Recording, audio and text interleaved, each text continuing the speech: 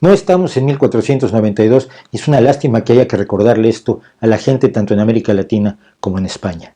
Esto quiere decir que quienes vivimos hoy en América Latina y en España no somos los mismos que vivieron en 1492. Ni los españoles de hoy conquistaron absolutamente nada,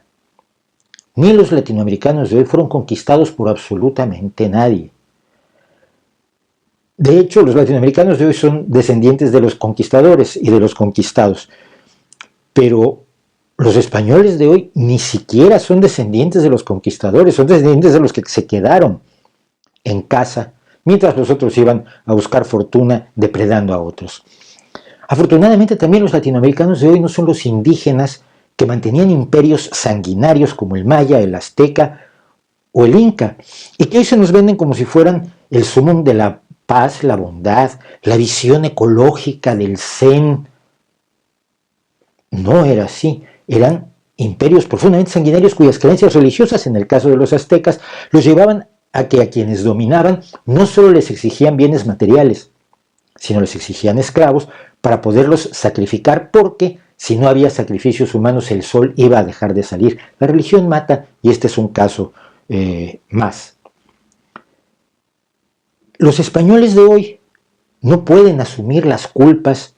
de las barbaridades que se cometieron hace más de 500 años y durante 300 largos años hasta 1810, 1820, 1830. Pero los latinoamericanos tampoco pueden estarse asumiendo como víctimas que no son de una conquista que ya fue. Oír en México a mí personalmente a gente diciendo nos conquistaron me revela la enorme incapacidad de entender las dimensiones de la historia que tienen algunos, como me pasa en España cuando escucho a otros decir nosotros depredamos América Latina. Pues no, ambos se equivocan. Y entre quienes celebran y exaltan la barbarie y entre quienes celebran y exaltan la victimización de quienes hoy viven en América Latina, cometemos un error gravísimo y es el de no analizar las cosas en su profundidad histórica. Tenemos que tener una visión histórica, una dimensión que no se limite a buscar a quién echarle la culpa en el pasado. Precisamente esa es la característica fundamental de quien no quiere comprometerse con la creación del futuro. Antes de discutir si tiramos la estatua de Colón o le pintamos las manos de rojo, como se solía hacer en las manifestaciones en México, como si hubiera habido además una maldad intrínseca en Colón, que es una suposición además excesiva, si antes de sentirnos víctimas porque nos conquistaron o de sentir que tenemos la responsabilidad de ir y salvar a los indígenas, siempre yendo unos días de cooperante en plan turismo político, estamos perdiendo de vista que las soluciones no vienen del pasado ni de suponer que el pasado es el presente. Nuestra cultura es la cultura de la Ilustración que lucha contra la barbarie que hubo en el pasado en todas las naciones y en todos los pueblos. Los primeros que se oponen a la barbarie son los pensadores ilustrados y seguimos en esa lucha, seguimos sin conseguir que la barbarie termine, aunque hemos logrado avances nada despreciables en ese sentido, pero compartimos esa cultura y deberíamos compartir los objetivos, las luchas y los sueños de esa cultura más que estar mirando el retrovisor.